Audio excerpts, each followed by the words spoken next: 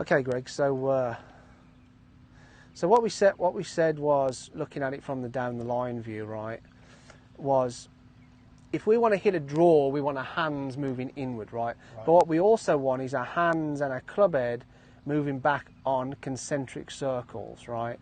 So if we put a little dot where his belt buckle is, and then watch him take it away, you can see his hands pretty much come straight up his belt buckle, dissect that line there. So his left arm and his takeaway is across his chest, right? When you take it away, if we put a little dot where your belt buckle is, you can see your hands moving away from your belt buckle, not towards it, right? So what that tells me is your club head is doing way more work than your hands, and that's why your club head ends up kind of behind your hands there, right?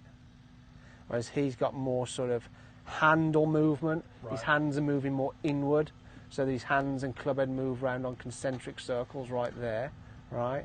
So that's really the start, what you're doing there, that's really the start of you losing the structure of your arms, right? And those elbows separating quite a lot, right? So if we stop you sort of there, and then pull up the little video that we did. Well, there's your club, there's your belt buckle.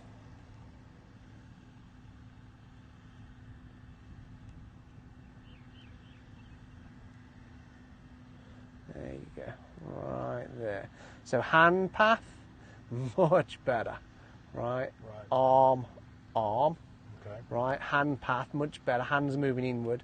But what I said was, the club head's just a little low, right? So what I did was, I said, keep your hand path going inward, but get that club head a little bit higher as you're doing it, look, with just a little bit more left wrist cock. Just a little bit more cocking with your wrist. Keeps that club head coming up the plane line as well, look. You see? Rather than the club head low and ending up behind your hands, right? So hands still moving inward with the club head just a little bit higher there. That's where you want it. All right.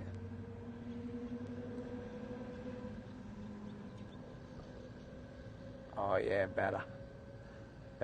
Still a little low, but not a million miles away, right? And your hands just above the red line.